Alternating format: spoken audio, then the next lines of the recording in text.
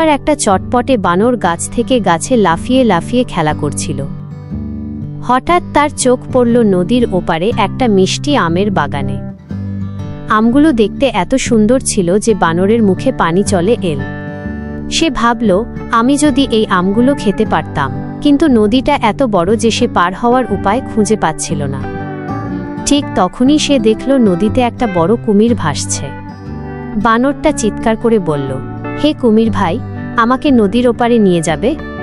কুমিরটা হেসে বলল, ঠিক আছে, কিন্তু তুমি আমার একটা কাজ করে দাও। বানরটা জিজ্ঞেস করল, কি কাজ?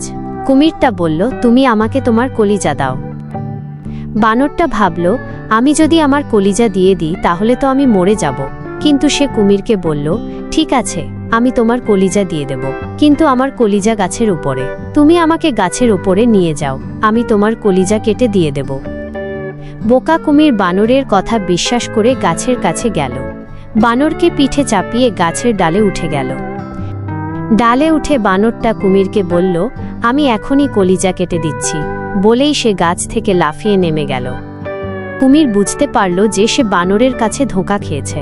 সে খুব ক্ষুব্ধ হয়ে চিৎকার করে উঠল, কিন্তু বানরটা তখন অনেক দূরে ছিল। সে দ্রুত আমের বাগানে গিয়ে মনের স্বাচ্ছন্দ্যে আম খেতে লাগল। শিক্ষা: এই গল্প থেকে আমরা শিখতে পারি যে কারো কথা সহজে বিশ্বাস করা উচিত না, কারণ সবাই ভালো মানুষ হয় না। কখনো কখনো মানুষ নিজের স্বার্থের জন্য মিথ্যা কথা বলে, তাই আমাদের সবসময় সাবধান থাকতে হবে। ভিডিওটি যদি ভালো লেগে থাকে তাহলে অবশ্যই একটি লাইক করে দিবেন এবং চ্যানেলটি সাবস্ক্রাইব করতে ভুলবেন না।